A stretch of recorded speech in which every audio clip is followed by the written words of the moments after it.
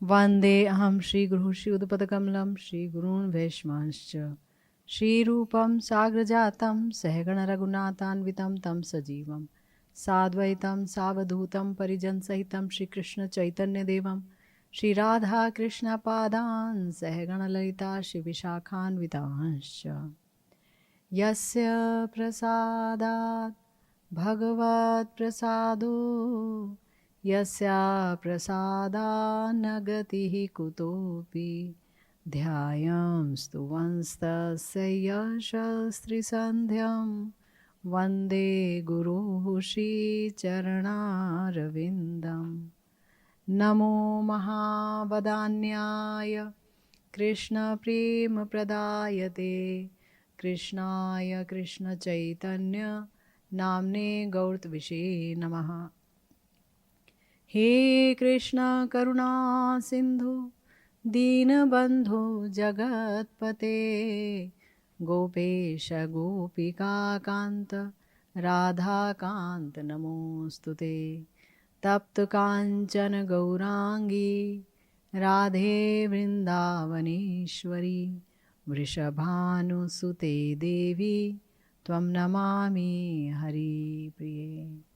जय रूप सनातन भट्ट रघुनाथ श्रीजीव गोपाल भट्ट दास रघुनाथ এই जय गोसाईर कोरी चरण वंदन जहाँ হইতে বিঘ্ন নাশ अभीष्ट पूरण वाञ्छाकल्पतरुभ्यश्च कृपा सिन्धुभ्येव च पतितानां पावनेभ्यो वैष्णवेभ्यो नमो नमः। जय जय श्री राधे श्याम। सखी हे सुनु मोर हत विधि बल मोर वपु चित्त मन सकल इंद्रिय गण कृष्ण बिनु सकल विफल। हम सब लोग गौड़ीय वैष्णवाचार्य परम पूज्यपाद श्री शीला कृष्णदास कविराज गोस्वामी चरण ने जो श्री चैतन्य चरितामृत के मध्य लीला के दूसरे अध्याय में दूसरे परिच्छेद में श्रीमन महाप्रभु की सुगंभीर गंभीरा लीला का सूत्र आकार में वर्णन किया है। हम सब अपने प्यारे गुरुदेव के अनुगत्य में उसी लीला का आस्वादन कर रहे हैं। गुरुदेव ने कृपा करके बांग्ला में ये प्रवचन दिए हैं जिनका हिंदी अनुवाद और हिंदी व्याख्या हम आप तक पहुंचा रहे हैं अपने समस्त हिंदी भाषी दर्शकों के लिए। तो आप सुनते चले आ रहे हैं कि श्रीमन महाप्रभु जो कि राधा भाव में राधा भावाविष्ट होकर श्री कृष्ण का माधुर्य का आस्वादन कर रहे हैं उनके माथुर विरह में। विरह की लीला है, गंभीरा की लीला, महाविरह की लीला है। आपने अब तक ये समझ लिया होगा कि मिलन में श्री कृष्ण की मधुरिमा का आस्वादन जितना होता है उससे अनंत गुना ज़्यादा श्री कृष्ण विरह में उनकी माधुरी का आस्वादन होता है। और श्री कृष्ण जो मथुरा चले गए, श्रीमद् भागवतम के अनुसार मथुरा में वो जाते हैं और पीछे समस्त गोपियों की जो दशा होती है, किशोरी जी की जो दशा होती है, उसी दशा का आस्वादन कर रहे हैं हमारे गौर हरि गौर किशोरी रूप में। तो पिछली बार आपने सुना जहाँ वो कह रहे थे कि ये आँखें बेकार हैं अगर इन्होंने श्री कृष्ण रूप का दर्शन नहीं किया। श्री कृष्ण रूप का वर्णन तो भला क्या किया जा सकता है, वर्णन के परे की वस्तु है श्री कृष्ण का माधुर्य। तो भी हम लोगों ने प्रयास किया वंशीगाना अमृत धाम और लावण्य अमृत धाम, इसके बारे में कुछ व्याख्या हुई गुरुदेव की कृपा से, उनके प्रवचनों के माध्यम से। और अब गुरुदेव कह रहे हैं कि जिस प्रकार से माथुर विरह कातरा श्री राधा रानी अपनी दोनों सखियों ललिता और विशाखा जी का उनके कंठ धर के उनके कंठ पकड़ के अहर्निश रोती रहती थी श्री कृष्ण के मथुरा जाने के बाद, ठीक वैसे ही श्रीमन महाप्रभु श्री कृष्ण विरह में व्याकुल होकर के विलाप कर रहे हैं स्वरूप दामोदर जी और रामानंद राय को संग में लेकर। कह रहे हैं, सखी हे सुनो मोर हत विधि बल, मोर वपु चित्त मन सकल इंद्रिय गण, कृष्ण बिनु सकल विफल। स्वरूप दामोदर जी और रामानंद राय को मानो अपनी सखी रूप में देख रहे हैं, राधा भावाविष्ट गौरांग महाप्रभु, और कह रहे हैं, हे सखी ये जो मेरा दुर्दैव है, ये जो देव है ये दुर्दैव है वस्तुतः, और ये अतिशय प्रबल है, अर्थात मेरा दुर्भाग्य अतिशय प्रबल है, क्योंकि मेरा शरीर, मेरा मन, मेरा चित्त और मेरी समस्त इंद्रियां श्री कृष्ण के बिना विफल हो गई हैं। समस्त इंद्रियों को श्री कृष्ण की सेवा की प्राप्ति होना बंद हो गई है, श्री कृष्ण को सुख नहीं दे पा रही हूं, इसलिए सब कुछ मेरा अब विफल हो गया है, निष्फल हो गया है। हत विधि बल, गुरुदेव कह रहे हैं हत विधि का अर्थ है दुर्दैव, बुरा भाग्य, दुर्भाग्य, और दुर्भाग्य मेरा बहुत ही प्रबल है कृष्ण विरह में। अपने दुर्भाग्य की बात कह रहे हैं। गुरुदेव कह रहे हैं कि देव का मतलब क्या है, दुर्दैव, देव का अर्थ क्या है?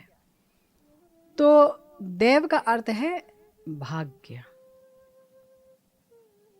अदृष्ट, जिसे देखा नहीं गया है। भाग्य में क्या है हम तो नहीं जानते ना। जो लोग पाप आदि कार्य करते हैं तो असत कार्य के फल के अनुसार एक भाग्य या दुर्भाग्य गठित होता है। भाई किसी ने बुरे कर्म किए तो बुरे कर्मों का बुरा नतीजा मिलेगा, है ना, उसे कहा जाता है दुर्दैव। और दुर्दैव के फल के अनुसार बहुत सारे दुख भोग करने होंगे, दुख मिलेंगे। पाप किए तो दुख मिलेगा ना। और जिन्होंने पुण्य कर्म किया तो उनको शुभ अदृष्ट का गठन होता है उनके लिए, यानी उनका सौभाग्य उदित होता है, वो सुख अनुभव करेंगे, दुनियावी सुख। तो अनेक प्रकार के देह दैहिक आदि सुख का वो भोग करेंगे। अब गुरुदेव कह रहे हैं कि लेकिन यहां तो विचित्र बात यह है कि श्रीमन महाप्रभु कह रहे हैं कि मेरा जो दुर्दैव है वो अति प्रबल है। तो महाप्रभु या श्री कृष्ण लीला के संग देव का क्या संपर्क है, भाग्य का क्या संपर्क है?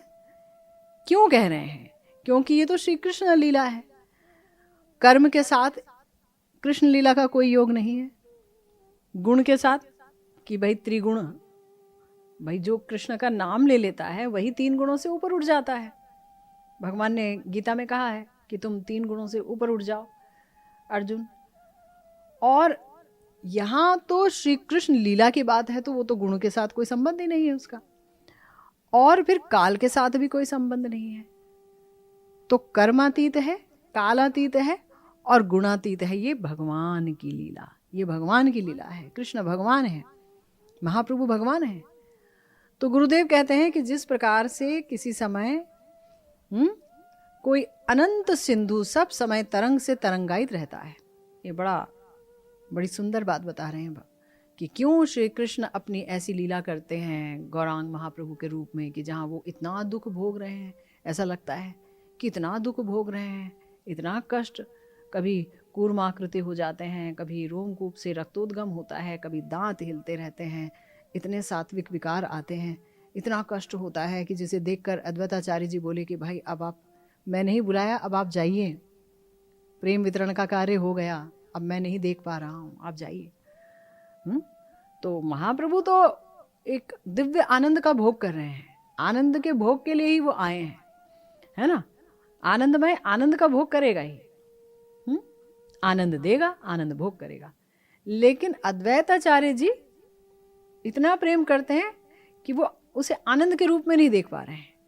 क्षत विक्षत हो जाता है शरीर, दीवारों से टकरा टकरा कर हा कृष्ण बोलकर जख्मी हो जाते हैं श्रीमन महाप्रभु, उन्हें पता भी नहीं चलता। अद्वैताचार्य जी नहीं देख पा रहे हैं। तो दिखता तो ऐसा है कि बड़ा ही दुख है वहां पर, कष्ट है, लेकिन बताया गया जैसे अनंत सिंधु सब समय तरंग से तरंगायित रहता है। कभी भी आप जाएं, सागर को देखेंगे, जगन्नाथपुरी जाएं, वहां सागर देखें तो नीलाचल की ही लीला है। तो वहां पर हम देखते हैं कि बहुत ज्यादा तरंगे उठती रहती हैं हर समय, हर समय। ये नहीं कि 12 बजे उठेंगी तो 2 बजे उठेंगी और रात को नहीं उठेंगी, हर समय वो समुद्र तरंगायित रहता है। इसी प्रकार से श्री कृष्ण हैं सच्चिदानंद सिंधु, और उनका स्वभाव ही है कि वो आनंद में उछलते रहते हैं। ये उनका स्वभाव है। तो मिलन भी आनंद है और विरह भी आनंद है। श्री कृष्ण विरह भी आनंद है, श्री कृष्ण मिलन भी आनंद है। और भक्त रूप में श्री कृष्ण मिलन और श्री कृष्ण विरह का आस्वादन गौरांग महाप्रभु यानी कृष्ण ही कर रहे हैं राधा भाव में। कैसी लीला है, आनंदित है।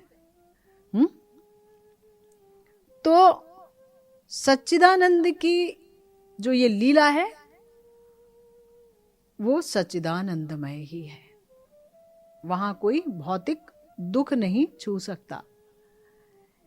इसलिए अगर कहा जाए कि फिर इसमें ये भाग्य दुर्भाग्य इसका क्या संबंध, कि श्रीमन महाप्रभु कह रहे हैं कि देखो देखो मेरा दुर्दैव,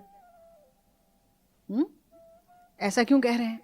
क्योंकि शुभ और अशुभ, भाग्य से या तो शुभ मिलता है या अशुभ मिलता है, सौभाग्य है या दुर्भाग्य है, ये तो जीव के संबंध में ही हो सकता है ना। लेकिन हम देख रहे हैं कि राधा रानी भी इसी प्रकार से रो रो करके अपने भाग्य को कोस रही थी कभी माथुर विरह में। श्याम सुंदर थोड़ा दूर है, पर बहुत दूर भी नहीं है। देखा जाए तो वृंदावन से मथुरा कितना दूर है, बहुत दूर थोड़ी है। तो किशोरी जी का भाव ही आस्वादन कर रहे हैं महाप्रभु, और किशोरी जी रो रही थी। उन्होंने भी कहा था, सजनी के कहो आव वो माधई, विरह पयोधि आर किए पाव वो, मधुमने नहीं पति आई। हे सखी, लोग कहते हैं कि माधव आएंगे, श्याम सुंदर आएंगे, लेकिन हाय मुझे विश्वास नहीं होता है। क्यों विश्वास नहीं होता है? अगर कोई पूछे, सत्यम परम धीमहि हैं श्री कृष्ण, भाई वो जो कहेंगे वो तो सत्य ही कहेंगे। उन्होंने कहा है मैं आऊंगा तो आऊंगा, तुम विश्वास क्यों नहीं कर रही हो? तो देखिए ये तो प्रेम की बात है, जितना अधिक प्रेम उसमें और अधिक विचित्रता रहती है। हम क्या समझेंगे? तो किशोरी जी बोलती हैं, एखुन तखुन कोरी दिवस गवायलू, दिवस दिवस करी मासा, मास मास करी वयस गवायलू, छाड़ लूं जीवन का आशा। आज कल करते करते कितने दिन चले गए, आज आएंगे कल आएंगे, कल आएंगे कल आएंगे, और दिन दिन करके कितने मास चले गए, और मास मास करके बरस चले गए, मास मास करी बरस गंवायलू, बरस गंवायलू यानी 1 वर्ष भी चला गया और कितने ही तो वर्ष जा रहे हैं। अब मुझे तो जीवन की आस भी नहीं रही कि मैं जीऊंगी और जीऊंगी। बरिख बरिख कोरी समय गवायलू खुआयलू कानुक आसे, हिमकर किरणे नलिनी जदि जारबो, की करबो माधव मासे। आहा, कि ये जो विरह का समुद्र है ये पार कैसे होगा सखी? आज कल करते करते कितने दिन चले गए, दिन मास वर्ष बीतते चले गए, कृष्ण के आने की आशा मैं छोड़ बैठी हूं। सुनो सखी, अगर चंद्रमा की किरण से ही कमल मुरझा जाए तो बैसाख मास में क्या होगा। चंद्रमा की शीतलता से जो नलिनी है, नलिनी तो मुरझाती थोड़ी है, लेकिन नलिनी मुरझा रही है, तो बैसाख मास आएगा तो क्या होगा। अंकुर तपन ताप जदि जारबो की करबो बारिद मेहे, यह नव यौवन विरह गमावबो की करबो से पिया नेहे। आहा, कि सूर्य के ताप से ही यदि अंकुर दग्ध हो जाएगा तो बाद में बरसात आएगी भी तो क्या फायदा। आगे तो सूर्य के ताप ने ही एक छोटे से अंकुर को जला दिया, अब वो कहाँ से फलित होगा, पेड़ बनेगा। अब तो सब खत्म हो गया। अगर अब तुम कहो कि मैं खूब बारिश आ जाएगी, बाद में थोड़ा धैर्य धरो, तो अंकुर तो खत्म हो गया। इसी प्रकार से अगर ये नव यौवन विरह में काटना होगा, तब उस प्रिय को मैं क्या आनंद दूंगी जब वो आएंगे। उनका प्रेम लेकर ही क्या करूंगी, कोई आनंद तो दे नहीं पाऊंगी, क्योंकि विरह में नव यौवन काट रहे हैं, उसके बाद तो ये यौवन रहेगा नहीं। देखिए, बेशक किशोरी जी श्याम सुंदर की आह्लादनी शक्ति हैं, दोनों को कभी भी अलग नहीं किया जा सकता, लेकिन ये जो नरवत लीला है, ठाकुर जी यहाँ पर प्रिया जी के प्रेम को परकीया भाव में आस्वादन करते हैं। और परकीया भाव में ये जो आस्वादन है, इसमें बहुत वैचित्र्य है और बहुत उत्कर्ष है कि किशोरी जी को जो प्रेम है वो महाभाव की सीमा को भी पार कर जाता है। मादनाख्य महाभाव, मोहनाख्य महाभाव का रूप धारण कर लेता है और स्वामिनी स्वयं महाभाव स्वरूपणी हो जाती हैं यहाँ पर। तो ऐसे स्वामिनी स्वयं को नरभिमान में कि मैं नारी हूं, उनको अगर कोई कहे कि आप श्याम सुंदर की आह्लादनी शक्ति हैं, वो भगवान है, तो बड़ा ही अविश्वसनीय लगेगा। मैं आह्लादनी शक्ति हूं, हाँ, आपको अलग नहीं किया जा सकता, ये सब नाटक हो रहा है, क्या उन्हें विश्वास आएगा? नहीं। लीला का सौष्ठव समाप्त हो जाएगा, आस्वादन समाप्त हो जाएगा। इसलिए श्री कृष्ण की इच्छा से ही उनकी योग माया शक्ति इस प्रकार से लीला का गठन करती हैं कि भाई जहां पर आस्वादन की चरमता हो। ठीक है ना? तो इसीलिए कह रहे हैं विद्यापति जी, भनई विद्यापति सुन बर जौवती, अब नहीं होई निराशा, सो ब्रज नंदन हृदय आनंदन, झटिति मिलबो तुआ पास। विद्यापति जी कह रहे हैं कि हे प्यारी राधे, सुनो, निराश मत हो, वो जो हृदय को आनंद दानकारी ब्रजनंदन हैं श्याम सुंदर, शीघ्र ही तुम्हारे संग मिलित होंगे। तो राधा रानी भी यहाँ पर अपने दुर्भाग्य की बात बोल रही हैं कि सखी, समुद्र के निकट रहकर भी मेरा कंठ सूखा हुआ है। मीठे जल का समुद्र है, लेकिन उसके निकट भी हूं, पर फिर भी मेरा कंठ सूखा हुआ है। ये कहो, ये तो बताओ कि ये प्यास कौन दूर करेगा। अर्थात वो आनंद सिंधु, उस रस सिंधु गोविंद को मैंने प्रेम किया है, वो आनंद सिंधु है, रस सिंधु है, और वो बहुत दूर तो नहीं है, लेकिन उस प्रियतम के अभाव में मेरा कंठ सूख गया है। इसीलिए कह रही हैं कि ये मेरा दुर्दैव नहीं तो और क्या है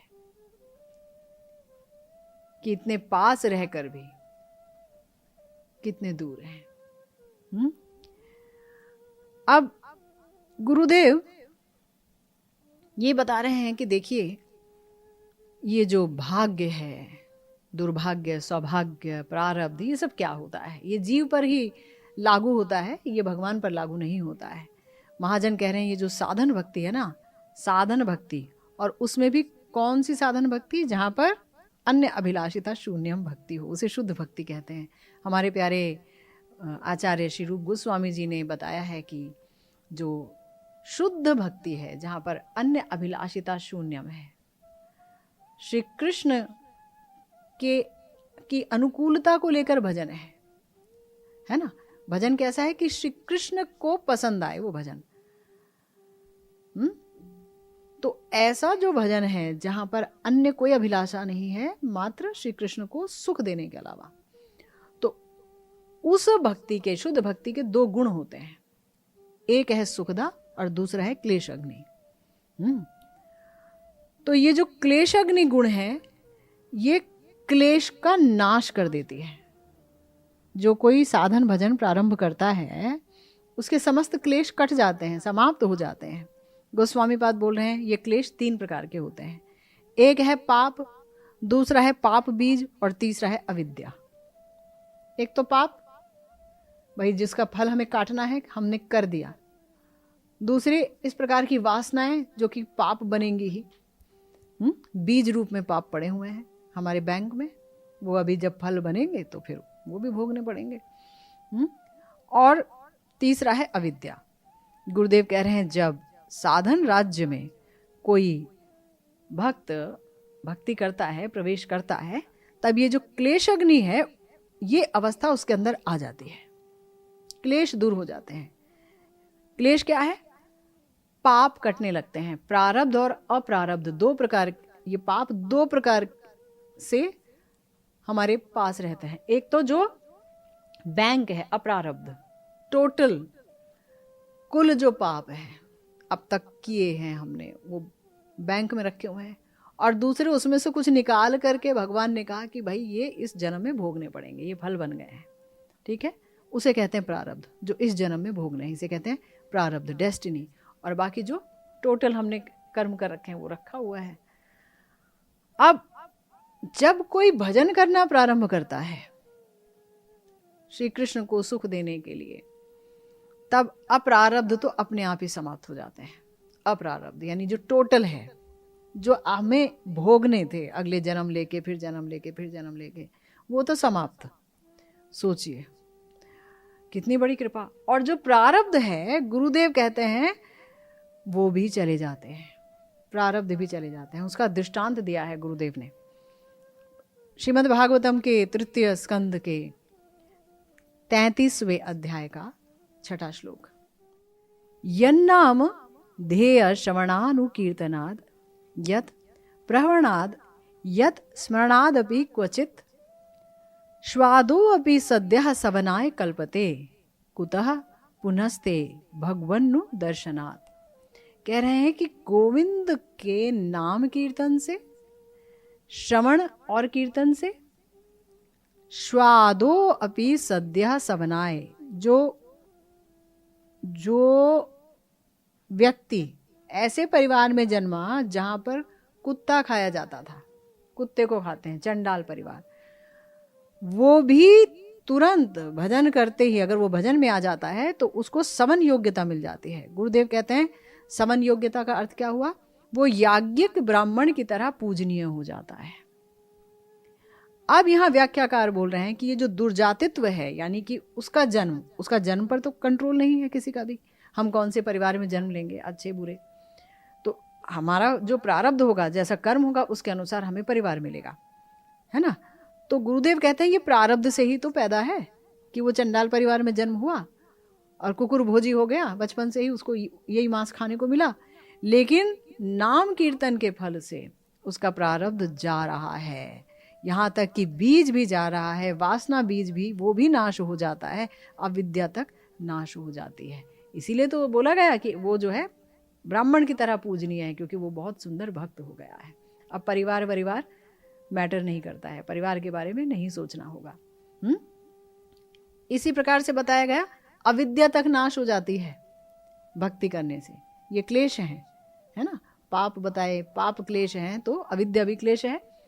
तो यत पाद पंकज पलाश विलास भक्तया कर्माशयम ग्रथित मुद ग्रथयन्ति संतः तद्वन्न रिक्त मतयो यतयो अपि रुद्ध स्रोतो गणास्तमरणम भज वासुदेवम। आहा, श्रीमद् भागवतम 4 स्कंद के 22वें अध्याय का ये 39वां श्लोक है, जहां कहा गया कि जो लोग भजन करते हैं वो भगवान के चरण कमल में विलास करते हैं। भगवान के चरण कमल मानो पलाश दल हैं और उनकी जो अंगुलियां हैं वो मानो नख दर्पण हैं। अंगुलियों के जो नख हैं वो दर्पण की तरह चमकीले हैं। उसी में ही विलास करती है ये भक्ति। आह्लादनी शक्ति के सार है भक्ति। ऐसे तो सबको भक्ति नहीं मिलती। हमने सुना है कि भगवान सब कुछ दे देते हैं पर भक्ति ही नहीं देते हैं, भक्ति को छुपा करके रखते हैं। भक्ति इतनी ज़्यादा दुर्लभ है। तो ये भक्ति क्या है? आह्लादनी शक्ति की सार। ठीक है। जिस प्रकार से गंगा की धारा श्री गोविंद के चरणों से प्रकट होती हैं, इसी प्रकार से श्री गोविंद के चरण से ही साधन भक्ति भी निःसृत होती है। इसीलिए भक्ति को कहा गया कि वो उनके चरण कमलों का विलास है।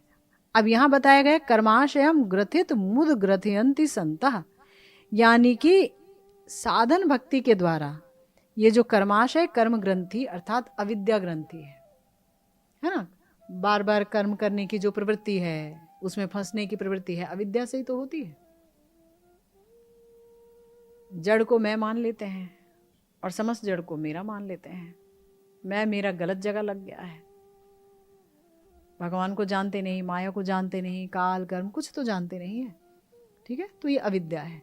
तो ये जो अविद्या की ग्रंथि है, कर्माशयम ग्रथित मुद ग्रथयंती संता, इसको भी खोल देती है ये भक्ति। अविद्या की ग्रंथि, रस्सी, अविद्या की रस्सी को, ऐसी जटा है ये रस्सी कि इसको कोई खोल नहीं सकता है। पता नहीं कब से हम कर्म फल के अनवरत चक्र में पड़े हुए हैं, इसे झेलते हुए आ रहे हैं, लेकिन भक्ति खोल देती है।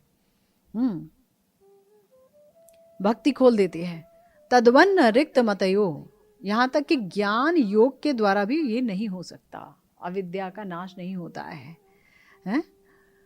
और यहां तक बोला गया यतयो अपि रुद्ध स्रोत गणास्त मरणम भज वासुदेवम, कि जो लोग योगी हैं, ज्ञानी हैं, वो अपनी इंद्रियों के वेग को तो रोक सकते हैं।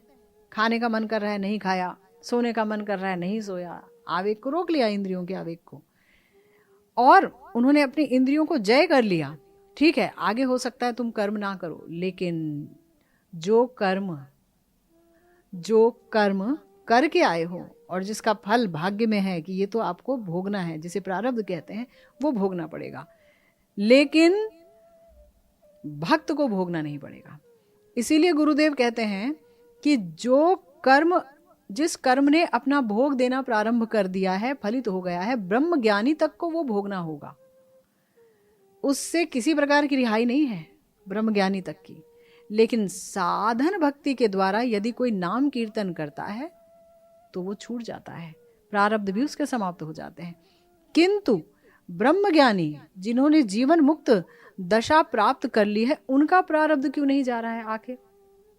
और एक भक्त ने अभी नाम कीर्तन प्रारंभ किया है, उसका प्रारब्ध चला जाता है। आखिर ये कैसे संभव है? हमने कई बार सुना है। कोई कहता है कि भाई हाथ दे करके या कुंडली बना करके, भाई इनकी उम्र तो जो है 50 साल की थी, लेकिन ये तो अभी भी जी रहे हैं। ये कैसे? अच्छा, ये भजन कर रहे हैं, भगवान ने इनकी उम्र बढ़ा दी और इनको भजन करने के लिए और दिन दे दिए और वर्ष बढ़ा दिए। लेकिन यहां बताया गया कि ब्रह्मज्ञानियों का प्रारब्ध नहीं जाता। क्यों? उन तक का क्यों नहीं जाता? और भक्तों का साधन दशा में ही चला जाता है। कैसे? तो बोल रहे हैं कि देखिए, ये जो कर्म है, कर्म के चक्र हैं, कूट, बीज, अप्रारब्ध, अनेक प्रकार के हैं। किंतु जब कर्म प्रारब्ध के रूप में आते हैं तो वो प्रारब्ध का आकार लेते हैं, वो गोविंद की इच्छा से लेते हैं। कौन से कर्म जो हैं इस जन्म में भोगने होंगे, कौन से अगले जन्म में भोगने होंगे, कौन डिसाइड करता है? कौन सोचता है? ठाकुर जी सोचते हैं कि इतने कर्म इस जन्म में भोगोगे तुम, इसका सब कुछ। इसलिए अगर गोविंद ये निर्णय नहीं लेंगे, ठाकुर जी नहीं लेंगे, तो फिर प्रारब्ध नहीं होगा। इसलिए प्रारब्ध होने के लिए अगर भगवान की इच्छा की आवश्यकता है, तो प्रारब्ध के नाश करने के लिए भी भगवान की इच्छा की आवश्यकता है, कृपा की आवश्यकता है। और कृपा होती है सिर्फ भगवान के साकार सविग्रह में। ज्ञानियों के तो निर्गुण ब्रह्म होते हैं, निराकार, वहां कृपा कैसे हो सकती है? कृपा अगर हो गई तो तो ब्रह्म के अंदर परिवर्तन आ जाएगा। ब्रह्म में परिवर्तन कोई आता नहीं है, वो कृपा कर ही नहीं सकते। और परमात्मा जो है योगियों के, वो उदासीन होते हैं, हृदय में होते हैं, उदासीन होते हैं। वो तो कृपा नहीं करते हैं, वो तो सिर्फ साक्षी होते हैं, अनुमंता होते हैं, कुछ नहीं करते, वो उदासीन हैं। जैसा करोगे वैसा भरोगे, ठीक है। योगियों के परमात्मा उदासीन होते हैं, वहां कृपा नहीं है, क्योंकि कृपा एक शक्ति है, शक्ति। इसलिए ज्ञान योग के द्वारा संचित जो अप्रारब्ध है, जो संचित है, जो जमा राशि है, भाई वो तो चली गई, टोटल भोग जो होना था, लेकिन प्रारब्ध नहीं जाती, वो बहुत दुर्वार है। लेकिन भक्त के साधन दशा में ही वो चली जाती है। जैसे कि श्लोक है, यद ब्रह्म साक्षात कृति निष्ठयापि विनाश मायाति बिना न भोगे अपैति नाम स्फुरणेन तत्ते प्रारब्ध कर्मेति विरौति वेदः। कृष्ण नामाष्टक में श्रीपाद रूप गोस्वामी चरण कह रहे हैं कि ब्रह्म साक्षात्कार भी अगर किसी का क्यों ना हो गया हो, ब्रह्म साक्षात्कार, तो भी ये प्रारब्ध उसे भोगना होगा। ये प्रारब्ध इतना दुर्बार है। किंतु अपैति नाम स्फुरणेन तत्ते, श्री कृष्ण नाम की स्फूर्ति मात्र से ही वही प्रारब्ध नाश हो जाता है। ये है भक्ति की शक्ति, भक्ति की शक्ति। ना जाने क्या होना था। कई बार हम कहते हैं, अरे भैया ये तो बहुत बड़ा एक्सीडेंट होना था, पैर में बस खरोच ही आई है, बोलते हैं ना। तो वो ठाकुर जी की कृपा से होता है। कृपा शक्ति साकार विग्रह में होता है। तो अब किशोरी जी आक्षेप कर रही हैं कि मेरा दुर्दैव, और श्रीमन महाप्रभु प्रिया जी के भाव में भी यही कह रहे हैं कि मेरा दुर्दैव, मेरा दुर्दैव है कि मेरा मन, चित्त, इंद्रियां सब श्री कृष्ण के बिना विफल हैं। दुर्दैव है, दुर्भाग्य है। तो ये देव क्या है? ये देव अलग है। ये श्री भगवान की लीला शक्ति का ही एक वैभव है, लीला शक्ति की ही एक वैचित्र्य है। कभू मिले कभू ना मिले देवेर घटन, हमने सुना है ना कि ये तो भाई नसीब की बात है, कभी मिले कभी ना मिले, भाग्य की बात है। लेकिन यहाँ भाग्य क्या करेगा भगवान की लीला में? भाग्य का तो यहाँ कोई काम नहीं है ना, क्योंकि भाग्य तो अभी बताया, भाग्य दुर्भाग्य सौभाग्य तो कर्म से बनता है। यहाँ तो कोई कर्म नहीं है, कर्मों से भी परे की लीला है, काल से भी परे की लीला है। लीला में तो त्रिगुण भी उसको स्पर्श नहीं करते, मायातीत है। तो इसलिए देव का अर्थ क्या है? फिर गुरुदेव कह रहे हैं, अच्छा ये बताइए, जो कर्म फल से जगत को सुख और दुख मिलता है, तो कृष्ण मिलन और कृष्ण विरह के साथ ये जो सुख और दुख किसी भक्त को मिल रहा है, तो क्या दोनों का स्वरूप एक जैसा है? दोनों का स्वरूप, भाई किसी का बच्चा मर गया तो उसे जो दुख हुआ, और कोई कृष्ण विरह में रो रहा है कि हाय कृष्णा तुम कब मिलोगे, इतने प्रेम के आंसू बह रहे हैं उसके, तो वो दुख, वो भी रो रहा है और वो भी रो रहा है। तो एक दुख है जलाने वाला और दूसरा विरह है आनंद प्रदान करने वाला। श्री कृष्ण विरह में क्रंदन का, आंसू बहाने का जो आनंद है, ये तो अनुभवी लोग ही जान सकते हैं। सब भला कहाँ जान सकते हैं इस बात को? नहीं जान सकते ना।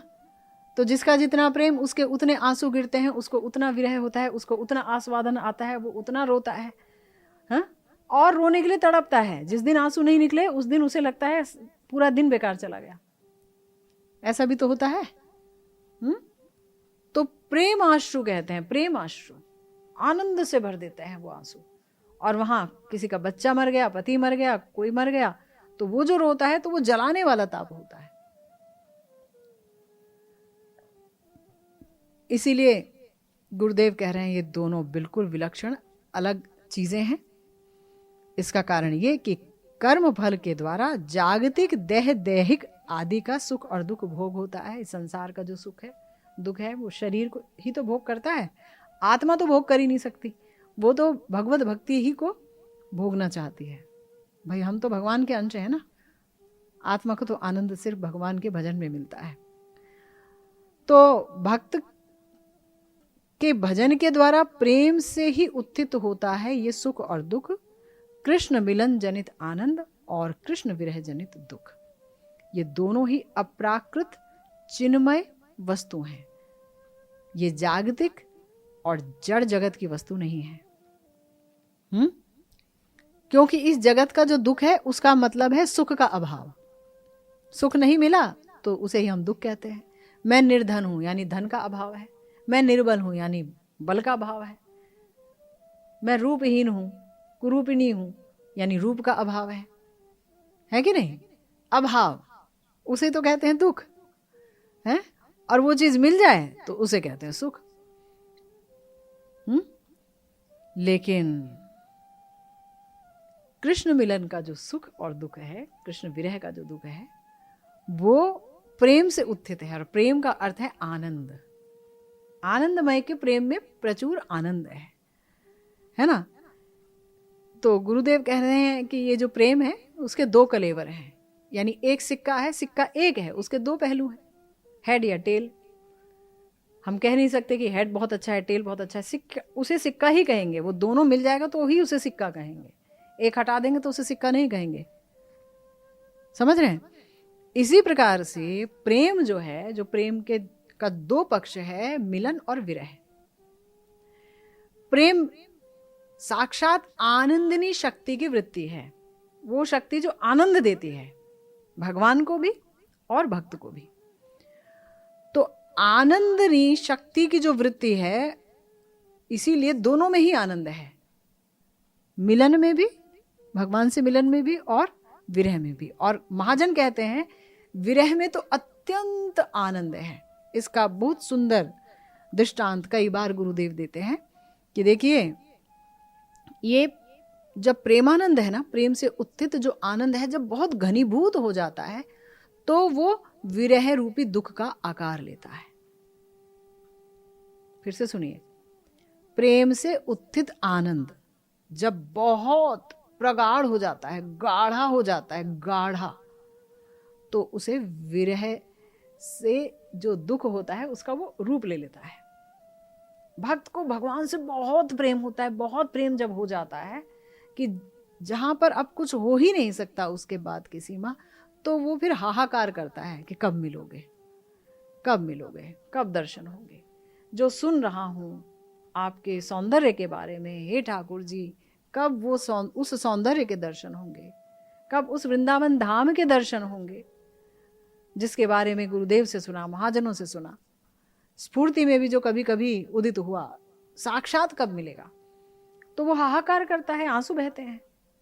अब आंसू ही ना बहें और भगवान के प्रति विरह ही हृदय में उदित ना हो तो वो प्रेम कैसा? आप बस चिल्ला चिल्ला के कीर्तन करते रहो, गाते रहो, गाते रहो, जो कि अच्छी बात है, लेकिन हाहाकार ही नहीं है हृदय में ठाकुर जी से मिलने के लिए, प्रिया जी से मिलने के लिए, कि मैं आपके बिना अधूरी हूं। हे ठाकुरानी, हे स्वामी, तुम कहाँ हो? अगर मैं तुम्हारी दासी अनुदासी हूं तो तुम मुझ पर कृपा क्यों नहीं करती? हे स्वामी, मैं अयोग्या हूं तो क्या तुम मुझे योग्य नहीं बना सकती हो? हे रूप मंजरी, हे गुरु मंजरी। कितना रोता है साधक, और उसी रोने में प्रचुर आनंद है। उस अवस्था को प्राप्त करने के लिए ही तो साधन भक्ति है, भाव भक्ति को प्राप्त करने के लिए। और वो भाव भक्ति ही प्रेम भक्ति में जाकर के बदल जाती है। तो इसीलिए गुरुदेव ने यहाँ पर एक दृष्टांत दिया कि जैसे तरल जल है, अब उसे बहुत ठंडा कर दो, खूब ठंडा, खूब ठंडा, तो वो बर्फाकृति धारण कर लेती है, बर्फ बन जाती है। इसी प्रकार से जो श्री कृष्ण से मिलने का आनंद है, वो आनंद जब घनीभूत हो जाता है, कृष्ण मिलन का आनंद जब घनीभूत हो जाता है, तो वो विरह दुख का आकार ले लेता है ना? इसीलिए इस अवस्था को बोला जाता है संभोग पुंजमय एव, मिलन पुंजमय। उस दुख की अवस्था में मिलन ही मिलन होता है। जब ऐसी प्रगाढ़ दुख की अवस्था आ जाती है ना, विरहात्मक दुख, तभी ठाकुर जी के दर्शन भी होने लगते हैं। ठाकुर जी कृपा करके अपना स्वरूप प्रकट करते हैं, आपका अपना स्वरूप प्रकट होता है ऐसी ही अवस्था में। तो राशि राशि मिलन आनंद घनीभूत होकर ये कृष्ण विरह रूपी दुख का आकार ले लेता है। इसीलिए ब्रज के प्रेम में बहुत विरह है। अगर आप श्रीमद् भागवतम का अनुशीलन करें तो आप देखिए कितना विरह है। श्री कृष्ण जब रासलीला कर रहे हैं तो अंतर्ध्यान हो जाते हैं, तब कितना विरह है, गोपी गीत हो जाता है। चले गए हैं मथुरा तो नंद बाबा यशोदा जी का क्या विरह है, गोपिकाओं का क्या विरह है, प्रिया जी का क्या विरह है कि भ्रमर गीत होता है श्रीमद् भागवतम में। तो विरह ही विरह है, ब्रज भूमि तो विरह की भूमि है। और इसी विरह में मिलन की अनुभूति है, मिलन का आनंद है। ठाकुर जी कहीं नहीं जाते हैं, लेकिन श्रीमद् भागवतम में रास पंचाध्याय में भगवान कहते हैं कि जैसे एक निर्धन का धन खो जाए, उसे धन मिला, निर्धन को बहुत धन मिला और अचानक वो खो जाए तो धन की ही चिंतन में वो तन्मय रहता है, हाहाकार करता रहता है। ऐसे ही मैं तुम्हारे प्रेम को प्रगाढ़ करने के लिए अंतर्ध्यान हो जाता हूँ, बीच बीच में छुप जाता हूँ, ताकि तुम्हारा प्रेम सिर्फ मुझे ही चाहे, मुझे ही देखे, है ना।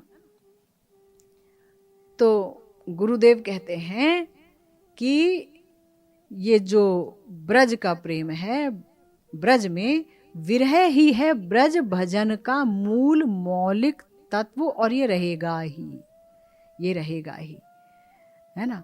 और इनके प्रेम को इस विरह ने और भी महत्वपूर्ण कर दिया है, ब्रजवासियों के प्रेम को, प्रिया जी के प्रेम को। इसीलिए साक्षात भाव से ये जो विरह का आस्वादन कर रहे हैं, अब आप स्वयं सोचिए कि क्या ये उनके दुर्दैव का फल है, दुर्भाग्य का फल है कि ये आनंदमय है। ऐसी अवस्था को प्राप्त करने के लिए भक्त तरसता है, भक्त तरसता है कि उसका हृदय प्रेम की राजधानी बन जाए। जब हम अपने घरों में भी देखते हैं कि अगर कोई बच्चा खूब विरह से अपने माँ को पुकारता है, तो माँ खाना बना रही है, कुछ भी कर रही है, और देखती है बहुत ही विरह में वो क्रंदन करता है, तो एकदम से भाग के आती है और ऐसे ही नाटकबाजी करता है तो वो खिलौने देके उसे बहलाती रहती है, ठीक है पड़े रहो, ठीक है ना। जब देखते हैं कि सच्ची पुकार है विरह में, तो माँ भाग करके आती है, बच्चे को उठाती है, दूध पिलाती है, उसको दुलराती है, प्यार करती है। तो ये जो आर्तनाद है, ये जो हाहाकार है, ये भजन का मूल है, ये बल है भजन का। इसीलिए हम हमारे आचार्यों को देखते हैं कि वो कितने आरती हैं, कितने ज्यादा उत्कंठित हैं, व्याकुल हैं, विरही हैं। हमारे गौरांग महाप्रभु भी कितने विरही हैं, प्रिया जी कितनी विरहिणी है ना। तो विरह से ही प्रेम पुष्ट होता है, और भगवान को ये विरह ही आकर्षित करता है। बिना विरह के प्रेम प्रेम ही नहीं है। विरह है नहीं आपके प्रेम में, हम कह रहे हैं हम तो खूब प्रेम करते हैं, हैं? प्रेम के रास्ते में निकल पड़े हैं, लेकिन अभी तो ना जाने कितने जन्म लगेंगे उस विरहात्मक प्रेम को पाने के लिए, जिसके बगैर ठाकुर जी आकर्षित नहीं होते हैं। गोपियां भी इतनी विरहिणी हो गई, विरह में रो रो करके एकदम आधी हो गई। कभी तरुलता से पूछ रही हैं, कभी तुलसी जी से पूछ रही हैं, कभी हिरनी से पूछ रही हैं कि कहाँ गए कृष्ण, कहाँ गए कृष्ण। कभी उनकी लीलाओं का जो है अनुकरण कर रही हैं, कृष्ण तन्मयी हो गई हैं, गोपी गीत गा रही हैं, रो रो करके बेचैन हो गई हैं। तब श्री कृष्ण कृपा करके प्रकट हुए हैं उनके सामने, एकदम बेहाल हो गई। तब कृष्ण पुनः आकर्षित हुए, आए, कहीं गए नहीं थे, पर वो देख रहे थे कितनी तन्मय हो तुम। तो जब तक तन्मयता ही नहीं होगी युगल के प्रति, प्रिया जी के प्रति, तो फिर ये कहने से कि हम तो राधा रानी की दासी हैं, क्या क्या मिलेगा बताइए। बस बोलना ही है, मैं राधा रानी की दासी हूँ, मैं मंजरी हूँ, मैं सहचरी हूँ, हम ये हैं, हम वो हैं। नगाड़े पीटने से कुछ नहीं होगा। यहाँ तो ब्रज प्रेम का अर्थ ही है विरहात्मक प्रेम। तो इसीलिए आगे गुरुदेव दृष्टांत दे रहे हैं कि कैसे ये जो विरह है ब्रजवासियों का, ये उनके प्रेम को और भी पुष्ट करता है, जिसके बारे में चर्चा करेंगे हम। श्रीमन महाप्रभु ने चाहा तो, गुरुदेव ने चाहा तो। इसी के साथ आज की भागवती कथा यहीं विश्राम लेती है। जय जय श्री राधे श्याम, श्री गुरु निताय गौर सीतानाथ प्रेमानंदे, हरि हरि बोल।